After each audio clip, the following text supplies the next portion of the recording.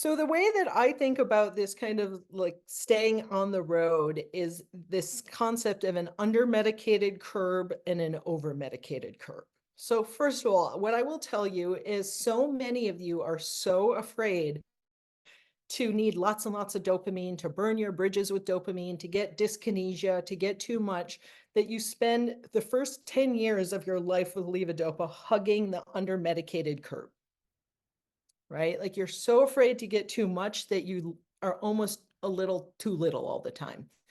And so my wish for all of you is that I actually want in the course of your journey, if I had my way in the first year or two, every single person with Parkinson's would screw up accidentally and forget that they took their 12 o'clock pill and actually take a second one and learn what happens when you accidentally double your dose.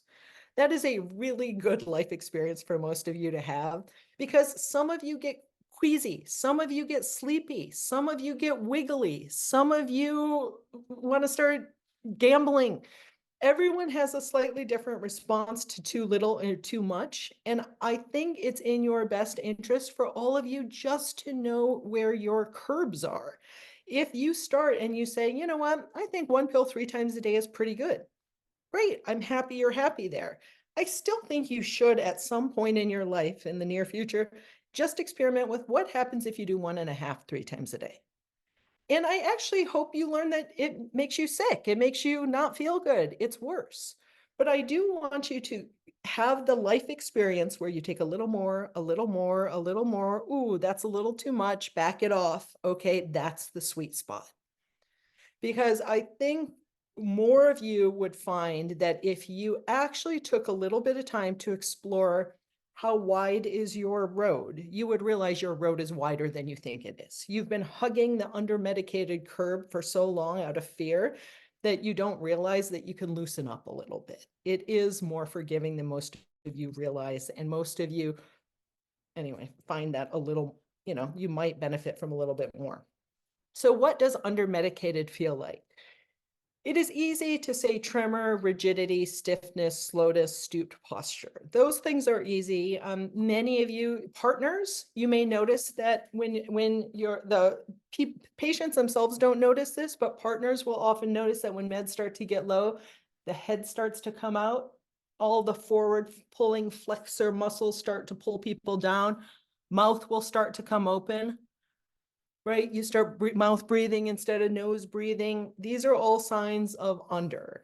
And when we actually did a study of what symptoms get better when somebody starts dopamine, this list is in order, the symptoms that improve the most when a person goes from not on dopamine to starting dopamine. So in my worldview, if these symptoms get better when a person puts dopamine in the tank, these are the symptoms of dopamine deficiency. So as bluntly as I can, if any of you are walking around with any of these symptoms, it might be that your fatigue is related to your Epstein-Barr infection. It might be that your apathy is because you just retired and you're not sure what to do with yourself.